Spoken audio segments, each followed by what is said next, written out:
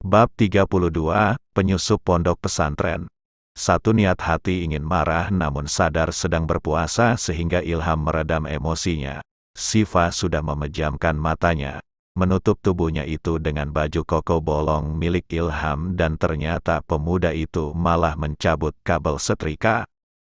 Kok dia nggak marah? Aku kirain dia mau nindi aku lagi. Sini pakaian mas. Kenapa adek ceroboh banget sih? Baju koko mas kan jadi bolong begini hehehe. Mas nggak marah sama aku, Ham. Kalau saya marah, nanti puasa saya batal. Oh iya, kan mas lagi puasa ya hari ini hehe. Mengingat jika Ilham sedang berpuasa maka gadis itu mendapat ide. Tiba-tiba saja mengganti pakaiannya dengan baju yang menggoda iman, bahkan sengaja melepas helai demi helai pakaiannya.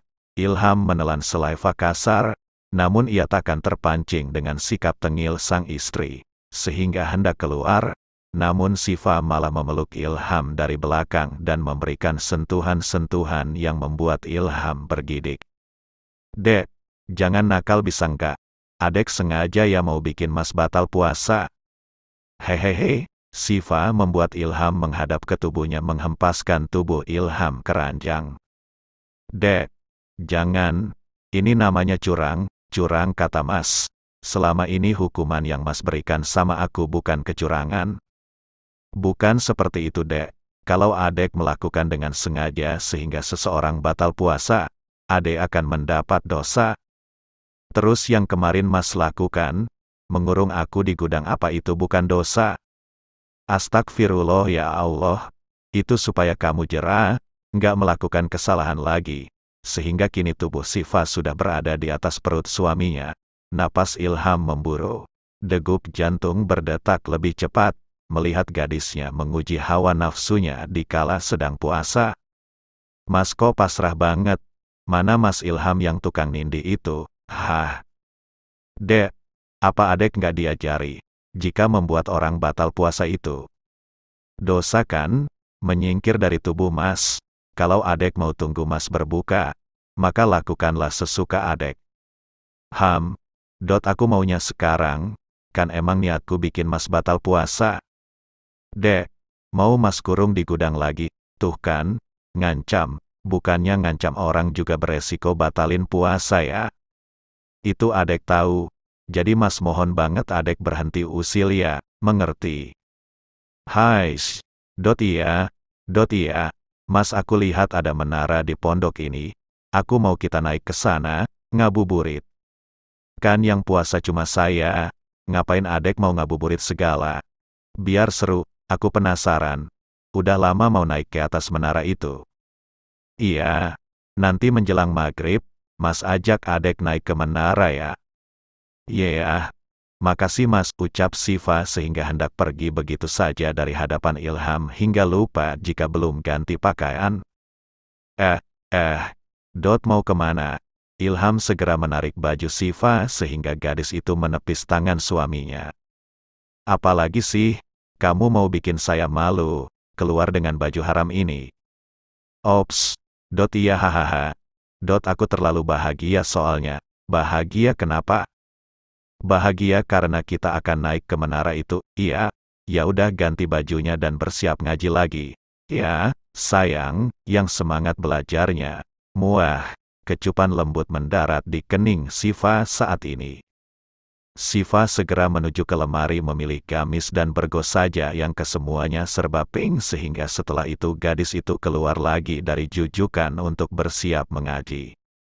Ya udah, aku ke asrama putri dulu mas. Assalamualaikum. Waalaikumsalam, sahut Ilham dengan kelegaan hati karena akhirnya gadis itu pergi juga, daripada dengan sengaja membuat puasa yang sudah setengah hati Ilham lewati menjadi batal dan sia-sia.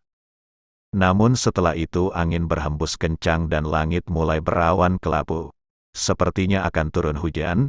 Ilham memilih menuju ke ruang guru saja sambil menunggu jam mengajarnya datang, disertai dengan gemuruh yang datang. Akhirnya langit menurunkan hujan membasahi pondok Al-Akbar. Sifa sendiri menikmati rintik hujan itu di loteng pondok seraya mengangkat cucian yang sudah kering. Ya hujannya deras juga. Batal deh naik ke atas menara. Keluh Siva yang juga disenyumi oleh Ilham. Mengerti Nasya pasti akan kecewa jika keinginannya tak tercapai. Menjelang sore hari, Ilham yang baru selesai mengajar kembali lagi ke Jujukan, melihat Siva yang tengah menidurkan diri di ranjang, merengut sehingga pemuda itu mengulas senyum, sedikit lemas karena dalam kondisinya berpuasa. Adek, kenapa? Hujannya awet mas, nggak jadi deh ngabuburit di atas menara. Nggak bisa naik ke menara, naik aja ke tubuh mas. Ih mas apaan? Sih, hei. Dek, mau kolak enggak? Kolak apa mas? Mas tadi masak kolak pisang, gorengan tadi beli di Mbak Laila, sama teh manis dan kurma. Kok mas nggak nyuruh aku siapin? Mas nggak mau merepotkan adek? Nggak apa-apa juga. Adek kan juga sibuk nyantri. Insya Allah mas yang masakin adek juga nggak apa-apa. Adek temani mas buka puasa aja. Kita makan sama-sama ya. Itu pun mas sudah senang, ucap Ilham seraya mengelus pucuk kepala Siva, memandangnya dengan penuh cinta. Boleh mas, sahutan Siva membuat Ilham tersenyum. Memperlihatkan wajah tampan dengan sedikit lesung pipi yang menghiasi kedua belah pipinya. Kenapa Siva baru menyadarinya selama ini? Apa gadis itu terlalu lama mengabaikannya? Namun tak ada keluhan sama sekali dari Ilham. Justru pemuda itu dengan sabar tetap membimbing dan mencintai Siva secara sederhana. Mas kalau dilihat ganteng juga deh. Buat apa ganteng kalau dicuekin? Dicuekin gimana? Mas mau lagi malam ini ya, dek? Ilham meraih jemari tangan Siva dan menciumnya. Tatapan penuh pengharapan tergambar jelas, ditambah dengan malam ini yang bertepatan dengan malam Jumat. Enggak. Tapi tadi pagi kan adek garis bawah, enggak. Tapi mas kepingin banget. Dek, kita coba lagi. Yuk, kalau adek belum siap hamil, mas akan buang di luar. Mas mau buang aku keluar? Oh gitu. Ya, buang aja aku dari pondok, aku malah senang. Maksud kamu, dek, tadi katanya mas, mau buang aku keluar. Rupanya gadis itu tak nyambung dengan maksud dibuang di luar yang Ilham maksud. Bukan adek yang mas buang keluar, tapi kecebong dek. Kecebong, maksudnya, kok jadi kecebong sih? Kecebong itu maksudnya, semprotan sayang. Ah udahlah, gini dek, kalau misalnya setelah menikah biasanya suami istri akan melakukan hubungan itu, kemudian terjadi pembuahan. Nah, yang membuat pembuahan itu diawali dengan kecebong, atau sel telur yang mas tanam di punya dek. Oh maaf, kirain mas mau buang aku keluar dari pesantren hehe. Hadeh, karena jelasin ke adek, mas jadi menjeda buka puasa, deh. Hehehe, suruh siapa jawab pertanyaan aku. Lah adek sih gitu. Masa, mau dibuang dari pondok, itu mah emang maunya adek kan? Enggak kok, aku suka di sini. Cuma kalau aku bosan, aku nggak bisa aja cuma diam. Harus ada yang aku lakukan gitu rasanya. Jangan lagi, mas akan mencegahnya. Mas selalu jadi penghalang. Karena mas suamimu, kamu tanggung jawab mas, tukas Ilham. Iya mas, dek. Tadi mas udah ambilin kolak adek, ada teh manis juga, adek ikut makan juga ya. Iya, mas, makasih dek, ucap Ilham sehingga Siva menemani sang suami makan di Jujukan. Siva melihat ada yang tertinggal di mulut suaminya sehingga mengelap bekasnya.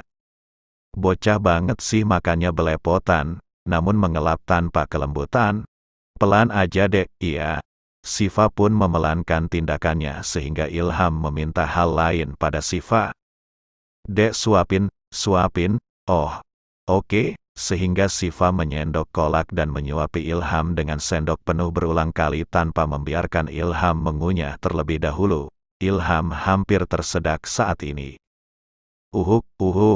Segera Siva mengambilkan minum dan meminumkannya pada Ilham. Ilham terengah. Adek mau bikin mas sekarat? Apa sih mas? Kan udah aku kasih minum, serba salah aku jadinya, gerutu Siva. Nggak ada lembut-lembutnya, protes Ilham. Maaf, kayaknya dari tadi nahan marah ya. Puas banget nih marahin aku. Biarin, yuk sholat maghrib dulu, nanti tidur sama Mas ya, sesuai janji, kita akan melakukan itu malam ini. Insya Allah, siap, Mas tunggu ya, jangan ke asrama putri ya. Insya Allah, Viu, ya udah sholat maghrib dulu yuk. Iya Mas. Setelah melaksanakan sholat maghrib dan sholat isya, maka Siva kembali mengaji hingga pukul 10 malam. Kemudian, Ilham kembali lagi ke jujukan bersama Siva, menggandeng tangannya. Hanya saja tiba-tiba perhatian Siva tertuju pada menara itu. Karena malam ini sejuk dan hujan sudah reda, gadis itu kembali meminta Ilham menuju ke atas menara. Mas ayo kita naik ke menara. Loh, ngapain kan udah malam, udah 10:30 nih, kita kan mau. Tapi aku maunya sekarang. Harusnya kan sore tadi tapi terkendala hujan. Jadi karena malam ini udah reda, sebaiknya malam ini aja. Ilham menghela napas berat. Harus banget ya malam ini. Gimana kalau besok pagi aja setelah sholat subuh? Enggak malam ini, atau aku tidur di asrama putri. Ancam Siva sehingga hendak melipir ke asrama putri. Iya, adek mah dikit-dikit ngambek. Ya udah, kita ganti pakaian dulu, cuacanya lagi nggak bagus. Gunakan jaket tebal karena angin di atas menara akan dingin menusuk ke tulang. Dek, usul Ilham sehingga menurut dengan suaminya. Setibanya di jujukan, keduanya menggunakan jaket. Siva juga memakai jaket motif Doraemon kesayangannya. Ilham merapikan kupluk dan hijab yang Siva kenakan, kemudian menutup resleting jaket gadis itu. Begitu pedulinya Ilham padanya hingga semua tentang Nasya menjadi perhatiannya. Nggak usah ditutup juga kali, aku nggak ngerasa dingin, biasa aja. Tapi angin di atas menara nggak bagus deh, apalagi ini udah mendekatinya tengah malam. Hais, iya, bawel banget sih, protes Siva. Bukan bawel dek, tapi Mas peduli, sahut Ilham dengan senyuman. Nah ya udah yuk. Keburu tengah malam, ajak Ilham dengan menggandeng tangan Siva, sehingga Siva mengangguk, berjalan menyusuri kawasan pondok yang hening dan temaram, melewati tiap langkah bersama pemuda yang begitu mencintainya. Namun suka sekali menghukumnya jika berbuat salah, sehingga senyum sumringahnya kembali berubah masam. Kenapa dek? Kayak kesal gitu sama saya hehe. Ilham nampak menggoda. Enggak kok, aku cuma mau minta hal lain lagi sama Mas. Hal lain apa? Jangan cari kesempatan di atas sana. Loh kenapa? Cari kesempatan juga sudah halal. Kamu ini ngeres banget sih. Emang mau saya apain? Ilham mengacak hijab Siva hingga gadis itu meninju perut suaminya. Bu, liri Ilham sedikit, kemudian tersenyum kembali. Ia sudah tahu keganasan gadisnya. Mengelus perutnya yang sedikit nyut-nyutan. Kemudian setelah tiba di depan menara, betapa takjubnya gadis itu melihat menara Asmaul Husna yang menjadi ikon kebanggaan di pondok tersebut. Segera gadis itu menarik tangan Ilham dengan sumringah. Ilham membawa Siva menaiki lift dan menyaksikan keindahan yang memanjakan mata. Tiba-tiba tangan halus berhambur memeluk Ilham. Dingin ya sayang? Iya Mas. Sahut Siva sehingga Ilham mengeratkan rangkulannya hingga mereka tiba di puncak menara. Ketika tiba Siva sangat bahagia menikmati mahakarya luar biasa, melihat keindahan pesantren yang hening. Dengan beberapa sorot lampu kota Malang, suatu kebanggaan tersendiri bisa menaiki puncak menara yang dinamakan dari 99 nama Allah itu. Wow amazing, puji gadis itu dengan sumringah. Adek suka banget.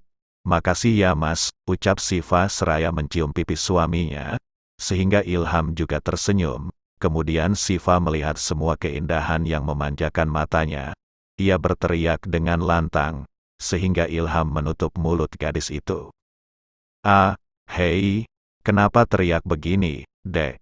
Mas udah lama aku mencari tempat untuk mengekspresikan perasaanku yang nano-nano. Aku rasa tempat inilah yang paling cocok. Iya, berteriaklah sepuas hati Adek, sehingga Siva kembali berteriak hingga ia pun capek sendiri. Namun hatinya merasa lega dan plong. Seketika dinginnya cuaca menusuk ke pori kulit menembus ke tulang. Gegas gadis itu memeluk tubuh kekar Ilham yang malah suhu tubuhnya begitu hangat, hingga gadis itu terlena dan menelusup masuk dalam pelukan suaminya. Nyaman ya? Terasa begitu nyaman berada dalam pelukan lelaki yang sudah halal menjadi bagian dalam hidupnya. Mereka duduk saling bersandar melihat langit mendung malam ini. Mas, aku mau tanya. Tanya apa? Kenapa Mas begitu menyukaiku? Aku kan sering bikin Mas pusing.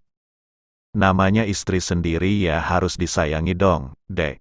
Apa Mas nggak ada niat untuk poligami? Nggak ada untuk saat ini. Berarti keinginan itu akan ada suatu hari nanti. Siva mencebik kesal menarik diri dari dekapan Ilham sehingga Ilham kembali menarik tubuh itu dalam pelukannya. Emang kalau Mas poligami kenapa? Iya, nanti aku akan pergi dari hidup Mas. Jangan bicara sembarangan, Dek. Jangan pernah sekalipun berpikir untuk pergi dari hidup Mas, pinta Ilham begitu erat memeluk gadisnya. Kenapa? Apa Mas begitu mencintai aku? Bukannya masih banyak gadis di luaran sana yang lebih muslimah dari aku, dan lebih sempurna, alim, nggak kayak aku yang urakan dan labil. Seperti apapun Adek, Mas udah menerima Adek apa adanya. Jadi jangan pernah berpikir untuk pergi, Dek, karena Mas nggak sanggup melihat Adek bahagia dengan lelaki lain. Ilham terlihat bergetar ketika mengatakan itu. Awalnya suhu tubuhnya hangat, namun saat ini tangannya jadi dingin. Ya udah, kita turun sekarang Mas, ajak Siva. Udah mau turun? Nggak apa-apa kalau Adek mau di sini lama, Mas akan temani Adek. Nggak Mas, aku udah puas kok, kan katanya Mas mau aku malam ini. Tapi ini udah jam 12 malam, dan besok Adek akan kesulitan ketika mau sholat tahajud. Jadinya mau atau enggak? Nggak ada siaran ulang ya? Hehe, iya, gitu aja ngambek. Ya udah kita turun yuk Dek, makin malam makin dingin, ajak Ilham. Iya Mas, dan Siva sengaja terus menempel pada tubuh besar suaminya, karena mampu memberikan kehangatan yang hakiki. Setelah itu mereka kembali turun dari menara, dan mereka kembali berjalan menuju kejujukan. Namun ketika tengah menikmati perjalanan tiba-tiba ada yang menghantam kepala Ilham dengan balok kayu. Bu, Mas Ilham, sehingga orang yang melakukan itu segera berlari. Kesal tak terima karena kening Ilham sampai mengeluarkan darah, maka Siva segera mengejar orang itu. Adek jangan, hei berhenti, atau saya, apa? Pemuda itu segera membuka topengnya.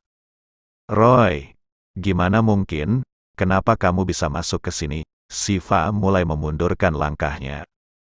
Ayo kamu ikut aku. Nas, aku cinta sama kamu, Fa. Nggak mau. Tolong.